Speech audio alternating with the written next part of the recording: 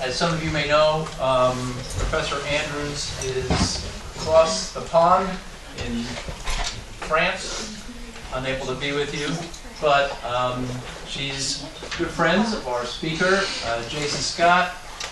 Picture yourself in high school and you're there, and the FBI shows up one morning and needs to speak to a student about his computer activities. Jason's that guy who is, as he put up on the screen, historian is the best way to describe him, but he's also a filmmaker, he's an archivist, and he's created a niche for himself in a number of different areas, and is about to give you the internet, history of the internet in 60 minutes. So, all right, well, thank you. Hi, everyone. All right, so when Ms. Andrews asked me to come speak to you, she spoke to me as a contemporary. She knows my work from a couple of the social circles that we sit into, and we occasionally hang out, and she said, well, I'm not going to be in for a day, and it would be really kind of nice if you kind of came in and gave some of your perspective.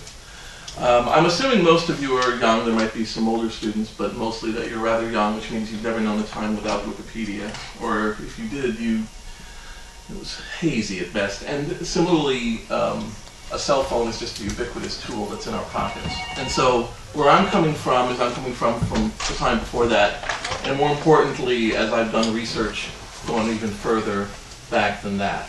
And so in terms of how people know me right now, most people, it depends. They talk to me when they want to talk about something about the bulletin board system era, which is about 1978 through 1995, which is a precursor to some people to the internet.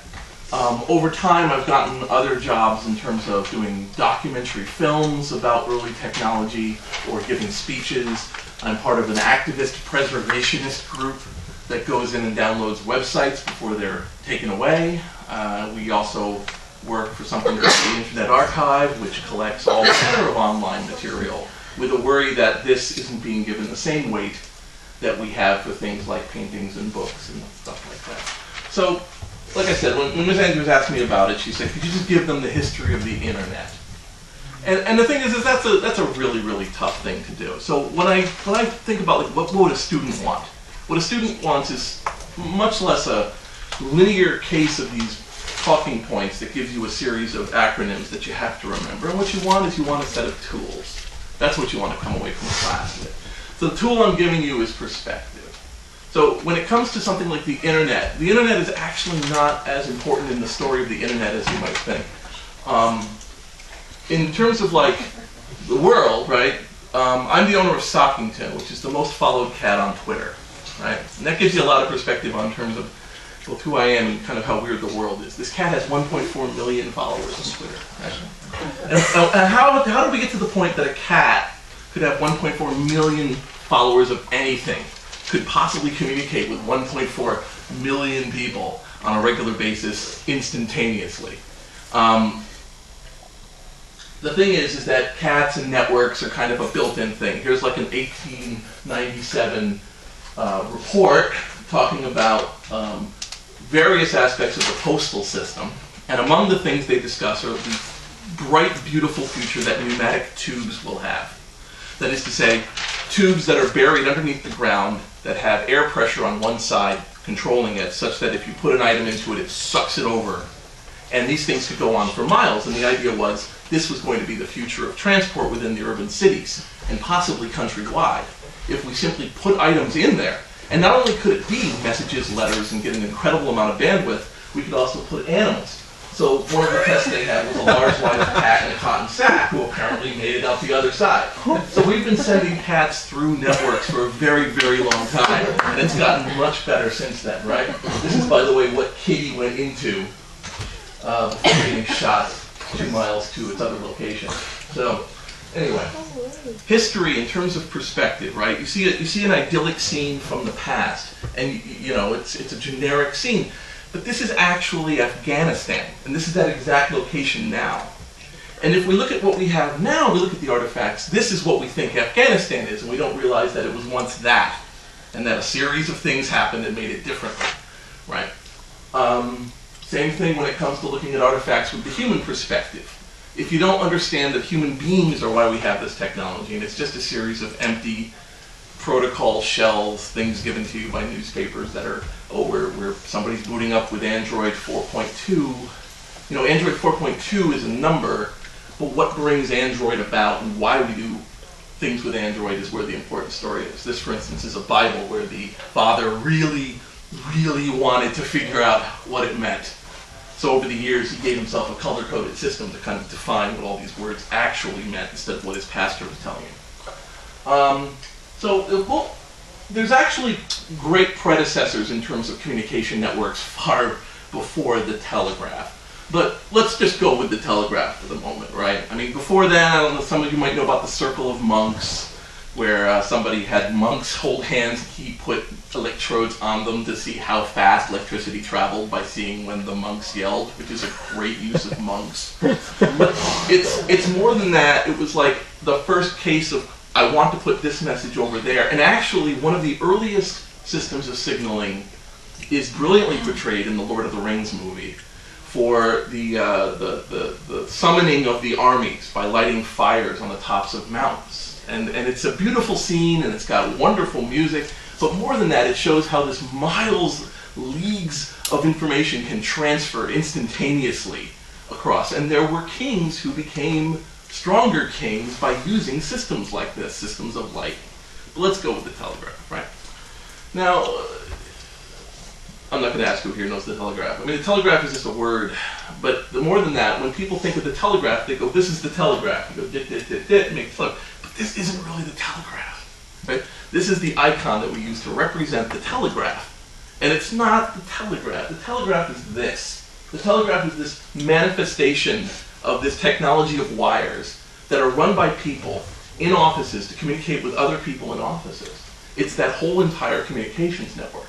So not soon after we run the first few lines of telegraph wire, we soon have networks of telegraphs running throughout the country to communicate. And the difference between the bad old days, if you want to call it that, when it would take up to 1 to 3 months to find out who your new president was, to being able to overnight have all the information about your business's current interests, both in the country and outside the country. Just a massive regional jump. Not to go too much into like what this all this stuff is. Obviously, these are operators, and there are multiple terminals that they're using to communicate with each other. This is a more contemporary one where you have the telegraph segment, you have writing going on, you also have somebody using a machine that lets them send signals, basically electronic pulses automatically. So while this guy's doing it the good old way of like sending dots and dashes, and there's somebody who's trained to hear that, this guy's actually using a machine to do that, which makes it faster, less error prone. And of course it's part of the railroad network, which is itself transporting goods. So all of this is kind of moving itself together. So the telegraph stations, and this is really tough, we'll go closer, right? Is that within a short time we start to see networks form. And all of these networks provide both, to us now, an indication of which cities were worthy of having them. So Albany would get one, and New York has one, and then if you go along, you know, Poughkeepsie, right here, here's where we are, Poughkeepsie gets one, and then there's Hudson, and then everyone else can take a leap, because they figure that this is where the business is. And it's in many ways very similar to where the railroad network goes, and when we build an international highway system up in the 20th century, we use a lot of this itself. So this is like the Erie Canal, and then later it's Route 87, and then same thing here, you know, we have parts of, actually this is, 90, 87 is more along this way. And so basically everything on the geography at this time is still very much the indicator of where the information goes. So this is kind of what breaks the world of the telegraph. There's this entire rich history of the telegraph, which I'm not going to go into right now, right? Of engineers and songs and making things happen and battles and disagreements. And all of it is based off the idea that now they're communicating. People fell in love over the telegraph. Parties were run. It was a case of somebody was able to figure out that if they used a letter mnemonic system, they could, when you were being charged by the word, as you were here, you could string together 14-letter words that were highly compressed packets of information that would enable you to say, please, you only pay for one word, which was, maybe 10 cents, but you would also be able to say, please buy 1,500 bushels from the Albany market and deliver it to the Chicago market in that word. But they didn't use something called error correcting, so there was a case where somebody used an M instead of an N. They ordered 15,000 bushels instead of 1,500 bushels. Guy sued the telegraph company, he lost. They said there's no guarantee of service, and that comes into play later. This is what changes things. This is a pony relay. This thing basically takes signals that are coming in, the telegraph signal, turns around and initiates it again. It's a repeater, it's a node. And what it did was it removes a person. It removes a person from the process. Before you would send it and it would have to go from, say, New York over to Albany. Albany would then have to relay it over to Buffalo, and then Buffalo would have to relay it over to Toronto. And so you were having to have people there, and that would cause it to be slower. This took that away. If you're relaying, that trunk goes all the way up through to Toronto without human intervention. Now we need less engineers. Now the people who are running things are less skilled. The market starts to fall. The telegraph engineers start to get very frustrated and fight against it and unionize against it and try to cause things to be differently, and they lose. And we end up with rooms like this that are telegraph relay stations that are transferring all the information everywhere. Now this is all happening around about 1880, 1890. Right? So the telegraph is the opening of networks changing the face of humanity. Like once we have this, we can't go back. You can't go back to using just putting a sack of mail into a train and letting that be the only way to send all of your information, right? When kings die, when disasters happen, when help is needed, when business has to be overnight, you have to go for telegraph. Whoever controls the telegraph controls everything. In the time of the telegraph comes the company that, of course, takes over, American Telephone and Telegraph, AT&T.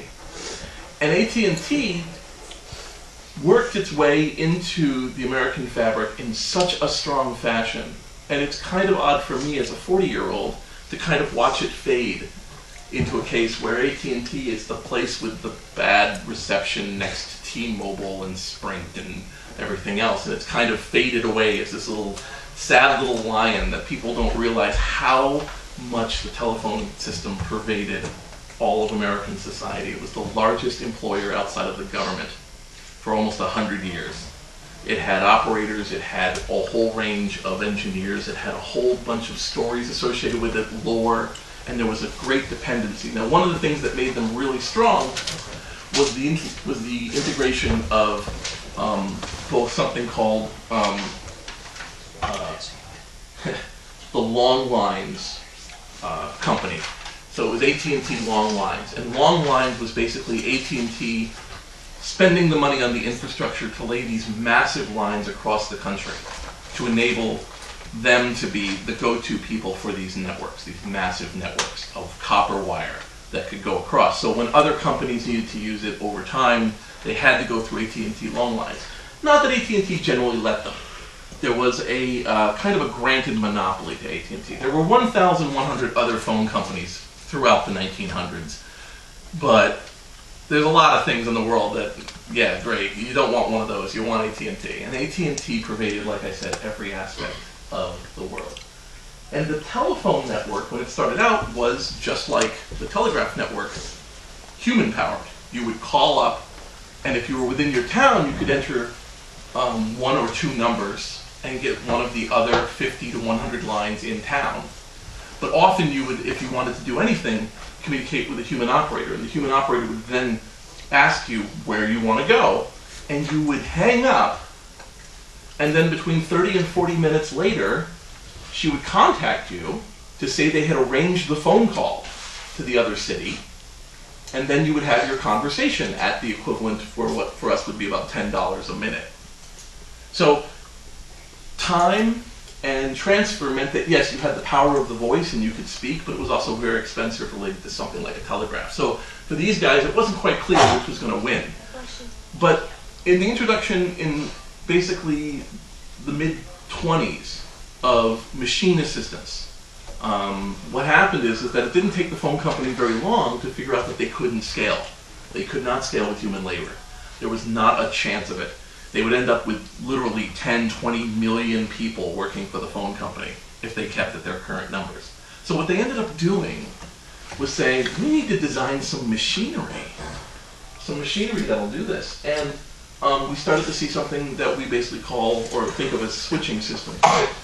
The telephone company, like I said, runs a lot of the same. There's New York doing a lot of things.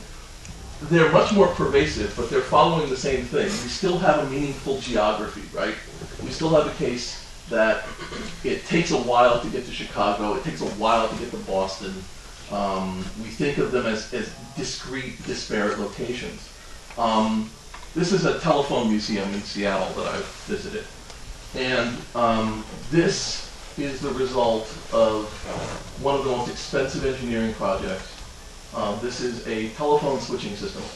This one right here is one of 5 racks just like it. There's the second one, there's 5. That will enable you to let a person call up their telephone, type in a number, and get another person without ever having a human being enter into it. There's an intermediate step called step-by-step, and this is what you think of when you hear the rotary phone. Again, I have to assume some of you have met a rotary phone in person, but it might just be an icon now.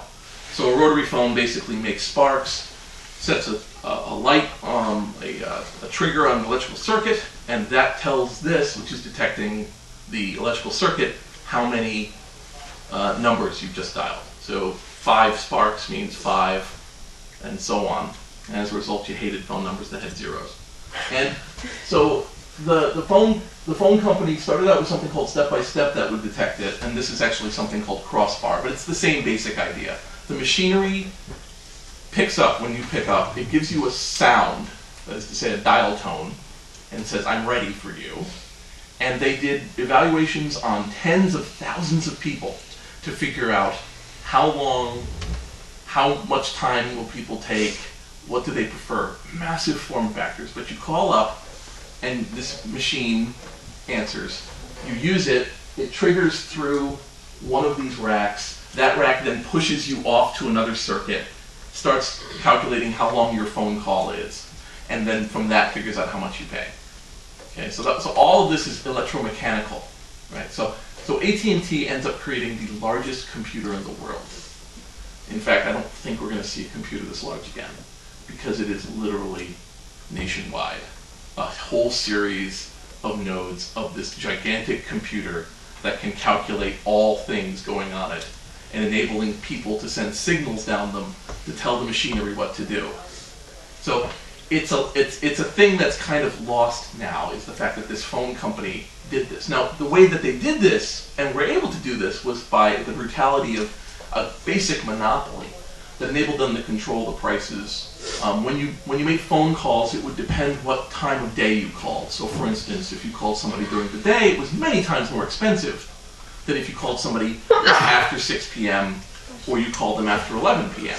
or you called them on the weekend. And so you would calculate when you could call, and you'd make an arrangement with a person to wake them up after 11 because it's cheaper for you to call them at that time. And so they also rented you your phone. You weren't allowed to hook up any equipment to your own phone line because it wasn't your own phone line, it was a rental. In the same way, we still have some of this with the cable boxes, right? Hook up something really untoward to a cable box, theoretically they can shut you off, theoretically they can stop letting you have service. With the phone company, it was absolutely that way. And not only was it that way, but they were doing evaluations across the phones at night to verify that they didn't have people hooking up 2 or 3 phones instead of 1 phone that they were paying for. And you would pay them a rental fee. And when you were done with it, you had to mail the phone back. And that was the actual thing that allowed the phone company to make so many billions over the years, was they were essentially renting all equipment. Right? This iron grip starts to become unhinged in the 1960s. In the 1960s, a company called Carter Phone came up with a device that enabled you to call in, and when you called, it would pick up the phone, and whatever you recorded, it would then click out to a whole other variety of phones. And so to do that, it was a third-party company. And so the phone company sued them, and they sued back. And it took 10 years, but the Carter phone decision said that it was perfectly okay to hook up whatever you wanted to the phone company's lines. Without that, a lot of the homegrown networks that I'm going to talk about in a moment would not exist, because they would just completely be illegal, be actively searched, and would be arrested, because it was the idea was this pristine phone network was going to be ruined. Now, one of the early phone companies, just as an example, sold this service to truckers, to trucking companies, to allow them to communicate in their trucks to telephones, and that company became what we now think of as Sprint. So, a lot of these companies are still around. In the 1800s, a company that makes a Stroger switch, which enables certain kinds of control over the telephone network, is actually still in business today, believe it or not. They actually have fiber optic networks, and they're still in business 150 years afterwards. Just wanted to show you this. This is a typical operator's console. So the operator would sit here, would take in the phone call, then would move wires between here to be able to send it within a town. And they've recreated this, so you can actually go to this place, and they'll place phone calls for you, and they want you to try it. Anyway, and for any of you that go later into the service industry of any sort, this is an actual trouble ticket, which was basically when the computer found problems, it would actually pop out different holes, and then somebody like him could come along and be able to read through it and say, oh, this is why it's running. And now they just use the term trouble ticket. There's so much kind of ancillary baggage in a lot of what you see, like the fact, you'll see caps lock now on a keyboard, which is just the idea of like it just does capitals, but it's called caps lock because it's actually causing a mechanical rod to flip up out of place to allow the second set of typewriter keys into place. And so, we have all this baggage. So trouble ticket's a good example. Anyway, so in my later years, I have gone and I've spoken to people who are now not with us. This is John Sheets. He was a Bell telephone engineer, in fact. He had a whole variety of these items. And what these are actually are what are called RIDI art. And RIDI art, if you look at this is a bunch of printouts. So this is one printout, two printout. If you actually go closer, you can actually see it's actually printing and then overprinting. And this is stuff that was very popular with a certain group of people. And what they would do is they would use a teletype. The teletype is what was showing you before, where you would send signals over communications network, be it radio. And people, with their spare time, would create artwork with it. So there's this huge precedence for when you see people do artwork now, and you get DeviantArt or Imager, and you have original content and stuff. A lot of it is when people have a network, first they figure out how to make money with it. And then if it spreads out further, people figure out how to use it for creative mechanisms, right? So all this echoes. So what do human beings do? Well, they want to sell it, they want to create on it, they want to do things with it, they want to control it, they want to release it, and so on. All of this stuff is just echoes of what we've had before. This is an interesting one because this is actually typewriter art that was transferred to a radio teletype art, which was then transferred to computer bulletin board system art, which was then converted to a word processing file to then produce this. So this is actually about 80 years old, but it's gone through 5 technologies to get where we are now. And it's sort of the Last Supper. And I have a lot of that stuff up, things that people printed. I just wanted to point out, when you see, sometimes you'll see this, that's a ham radio signal, a ham radio call sign, so the person has an individual one. So they created some piece of artwork, they made it, and then you'll get numbers like, this is 87, this is 86. But then you'll get things like 79, and you'll actually get stuff down to the early 70s. Again, talking about echoes, because I think that's the thing, is it's very easy right now when you see new technologies released just to get all hung up on the hype of this is brand new, and here's an instant messaging system from 1935, right? The idea here is that you have this item, it's got a scrolling thing, you pay the money, you put it in your card goes on a little belt, and the belt turns slowly. And then you leave a message for somebody, and when somebody comes along, they watch, and when the message comes by, they get the instant message, and then they move on. We've improved on this, but the idea is still there, and it's still almost 100 years old. This is a computer bulletin board system, and The photo is actually really new. So this is actually a recreation of a photo of a bulletin board system. And to understand a bulletin board system, let me just go forward. This is the first bulletin board system. This is CBBS, which stands for Chicago, Computerized Bulletin Board Service, or System, bulletin board system. And it was created by a man named Ward Christensen and a friend named Randy Seuss. Randy did the hardware, Ward did the software. And they worked for a computer user group. And they thought, wouldn't it be great if you could use a modem? And I'll explain a modem in a moment. If you use a modem to connect up to this computer that we have and leave a message for other club members, wouldn't that be interesting? And after just a massive amount of hacking over some weeks, they created it. Now, to give you an idea, when I say modem, a modem basically sits on a telephone line. It benefits from the Carter phone decision, and it takes data in from a computer or from another device and converts it into audio signals, and then it's also capable of hearing audio signals and turning them into text. And the advantage this has also over all the rest of the stuff is that it's relatively cheap. It's under $1,000. Eventually it goes under $100. Eventually it's under $5. And it enables you to be able to send signals across the phone lines. Now, the phone lines are not ready for this, just to be clear. So between probably 1975 and about 89, the telephone company was not ready for the use of standard consumer telephone lines to be able to do this. They were able to get away with a lot of problems because this was just simply a system that enabled people to telephone each other by voice. And the idea that it would have that, in the same way that one letter shift in the telegraph would lead to 1,500 bushels versus 150 bushels, the line noise, just the ambient hum of these thousands of telephone lines near each other could make a lot of these modems just corrupt. So transferring files became a big problem.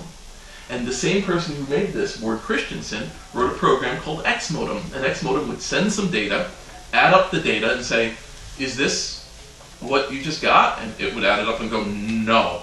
You send it again. And it would go, okay, here it is again. And that small amount of power enabled you to send full programs with no errors across these terrible phone lines. Truly terrible phone lines. In fact, telephone companies, if you complained to them that your telephone line was fuzzy, some of them would actually try to charge you money for line conditioning. So there was a lot of free range for these different telephone companies. Now, in 1983, what we think of as the telephone company is completely broken up. It's broken up into, I believe it's 8 subsidiaries, who then, over the course of the last 15 years, have in some cases merged, in some cases divested, and come back stronger. So, they split it off into New England Telephone, New York Telephone, Southern Telephone, Southwestern Bell, and then over time they've combined and become things like 9X, and then become things like Southwestern Bell, and then South Bell, and so on, until finally we have a much more powerful set of smaller companies than the very powerful original company. At one point, all of our oil was controlled by one company called Standard Oil, and one day that monopoly was to be broken up, and then the investors in Standard Oil asked the guy, the owner, what should we do now? What should we invest in? He goes, buy more Standard Oil. And he was right, because it was split up into these companies. And, that was many years ago. And what are those companies? ExxonMobil, Shell, Sunoco, they're all the same company from Standard Oil. So, getting hung up on there's this big thing and it's broken up, don't do that. It's business. And business, if your business needs to exist, if communication needs to exist, you're going to stick around. So, this bulletin board system was hobbyists, engineers, and homemakers able to use telephones to send computer information, which is an unbelievable amount of power to lay into the hands of people, right?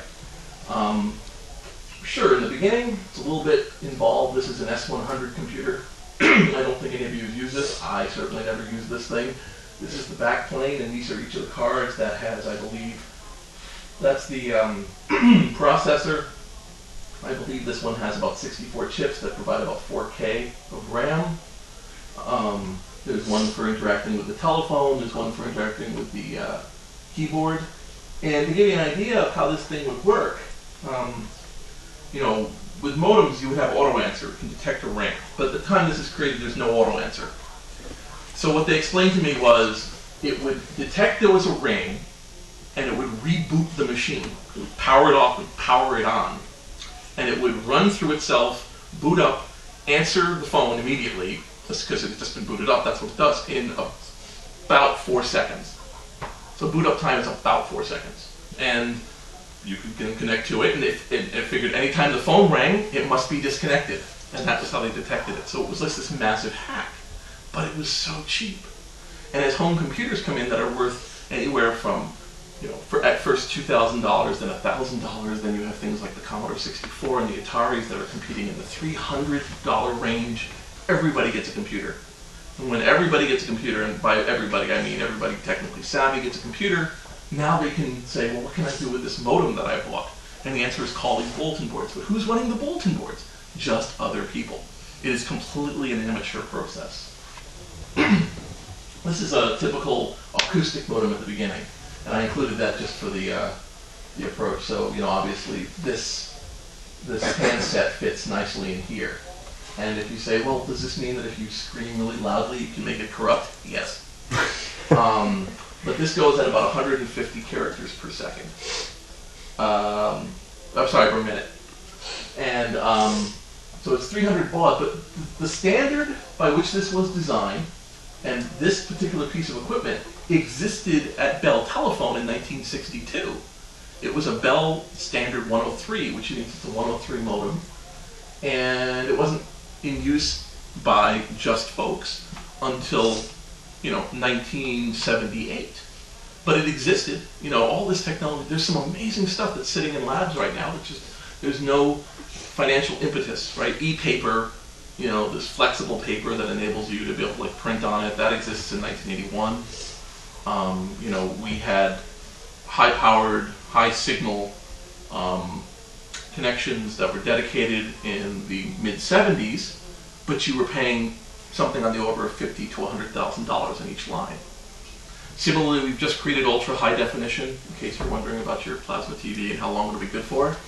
Ultra-high definition kicks ass, but its bandwidth is so insane that they have to design customized computers, customized wires, and customized equipment, and customized cameras to pull in this image. And unfortunately, I don't know the resolution offhand. I believe it's something on the order of 5,000 to 10,000 lines down instead of 1080.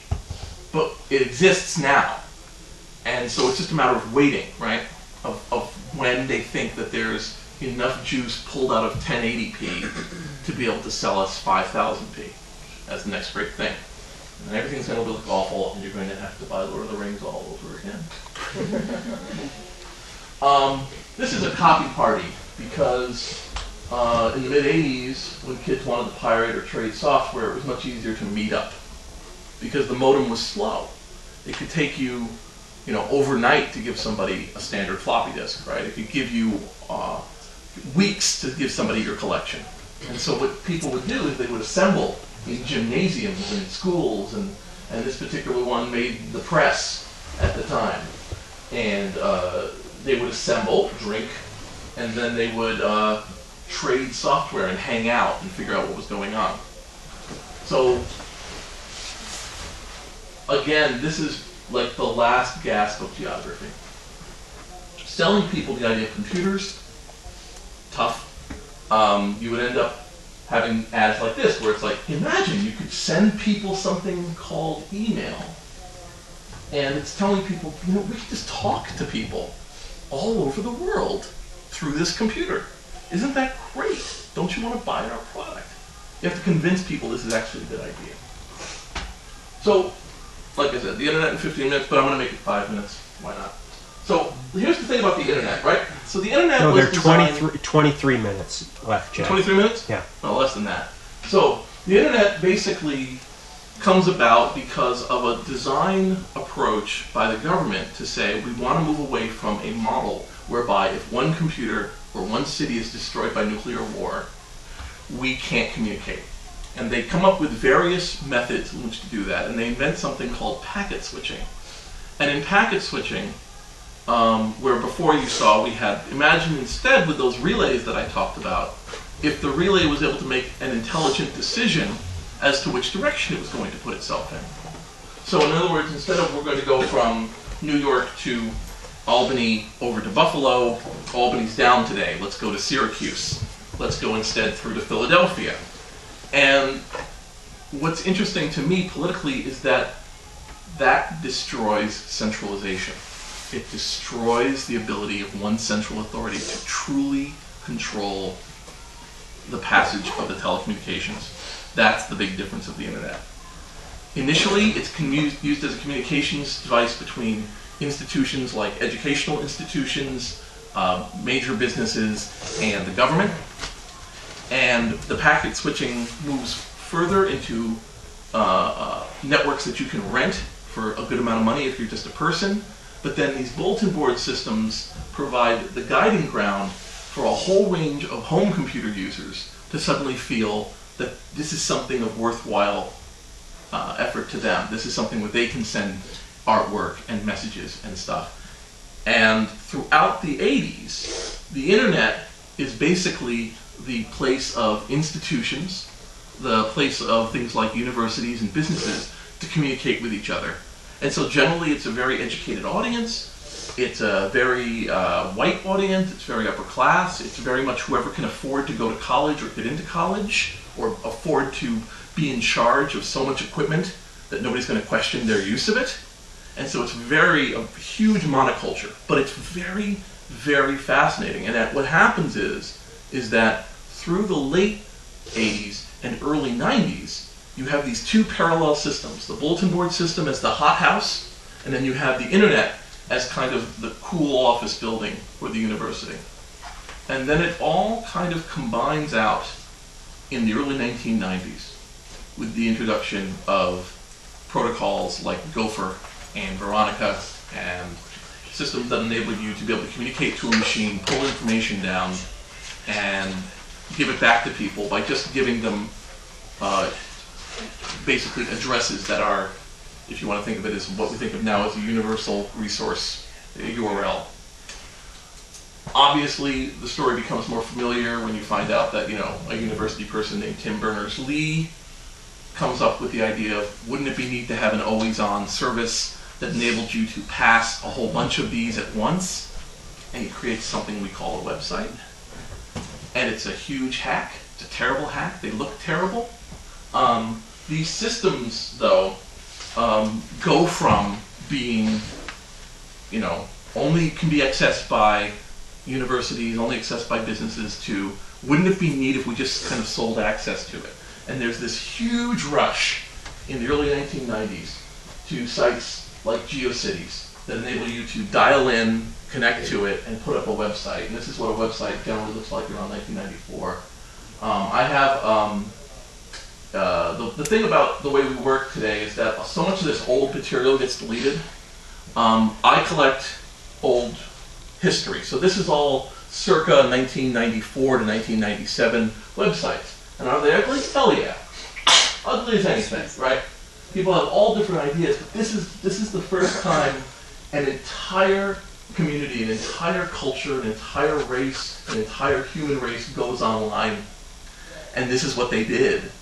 They have the power of color, the power to link to other things, the power to send messages. They talk about celebrities, their home, their families. And this is the rich culture that happens. And there's nobody limiting them, right? They're just doing it, They're not paying a lot of money in terms of, having to pay more for this kind of website versus this kind. They don't have to get a contract. They're just doing it. And this freedom, this openness leads to a burst of innovation, right? In my later years, I've had things like, the under construction GIF has kind of gone away. Like, that's just an example, right? People would put these little under construction GIFs to say, I'm still working on the website. But in the world you live in now, a website that isn't constantly updating is broken. So they went away. So now they've gone into the range of museums. So this is me at the Museum of the Moving Image, and they put my stuff up and they talk about it like it's just another dead thing. like it's another piece of history. But it's only about 15 years old. So unfortunately, this history is very fast moving. But as you can see, it moves back for centuries, right? You know, the world that we live in today is one, you know, when you look at a system like Facebook, this is the, these are all the rules for censorship on Facebook. So these are all the rules that their people have for figuring out whether or not they're going to delete you. You know, in Facebook, your user interface is modified on you without any warning. There's nobody to call if there's a problem. But everyone uses it because it's powerful. It's a lobster trap that uses your friends as bait. And you're on it, but there's no money going in there. And it's an ad-supported system, but it's also more than that. It's also kind of a culture selling model. Let's sell you as a thing for people to buy. And I mean, many of you probably heard this rant before, so I'm not going to actually go into very much detail, but realize that places like Facebook are actually kind of the exception to the history that we've had online. That it's kind of a case of a business puts up a service, everyone uses the service, but usually that business fades away. And as you go forward, you know, if Facebook has been your primary method of communication, it's a bulletin board system wrapped up in a website, wrapped up in a blog, wrapped up in everything else for you, realize that it is a repackaging of these technologies, many of them hundreds of years old, and that things will come past it. And it's best to learn things from that point of view and realizing that you can refactor this when it comes next. And that'll make you a much better consumer, a much better learner, and a much better participant in what these things have to say. I work for a company called the Internet Archive, and it's a nonprofit in San Francisco. I really like working there. Each one of these racks is a petabyte of information, and we have something on the order of 10 petabytes of old web information and old things. And the reason that we do that is because we think history is spectacularly important. It's hard to reference those old websites if they've all been deleted. How much is a petabyte, Jay? Oh, sorry. Petabyte is 1,000 terabytes, which is 1,000 gigabytes, which is 1,000 megabytes. A fuck ton. Okay. I believe that's the actual. It's a lot. You don't want it in your house. It's very loud. Yeah, something in the order of 17 or 18 petabytes of total to keep track of all of the data that we have on there. And the reason this place exists is because of that concern about history. So, like, that's a very fast history. And like I said, if you want to research the history of the internet or the history of the telephone company, it's very easy to do. It's very easy to get those facts and be able to look back on these things. What I'm hoping you get from what I've just been talking about here for a very short time is to realize that this history that you find online, though, is the bones, right? It's the broken corpse that's found in the dirt. And from this, we're trying to figure out, did they love, did they laugh, did they hate, did they like, were they good people, were they bad people? And over time, it becomes more and more abstract. We begin to use icons like the telegraph key to mean the telegraph, or the floppy disk to mean save, or a pen, an ink pen to mean, you know, write. And each of those is a human history, and you're living a human history right now. You're living in the era of Android and iPhone fighting. And I guarantee in 20 years, nobody will talk about the Android and the iPhone fighting. But it's a thing, right? And Facebook being a good or a bad thing, 20 years, nobody will be talking about Facebook like that, I guarantee you. As strange as it sounds. And so, in short form, like I said, I hope I've given you at least some strange perspective on this land you've lived in and the land you're going to be living in, as far as I can determine, for the rest of your lives. Thanks.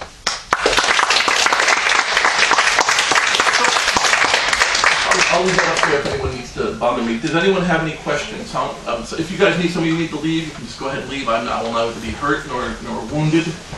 I get paid the same, which is 0. So, if anyone has any questions, yes. I think Facebook will be around in 20 years, but for instance, at one point it was considered to be impossible that any computing technology would ever not have IBM as the driver and controller of it. And there was certainly a case that you would have never picked up a phone that didn't have the word AT&T on it. And I think what's going to happen with Facebook is Facebook will be around, but Facebook will just be another brand at that point. Right now it's the dominant brand. Twitter is the dominant brand. And I think that over time, those fragment. Napster at one point was the central music trading site. And at this point, we think of Spotify, or we think of Facebook or Amazon or others. You know, Amazon is founded in 1998. You know, it comes along.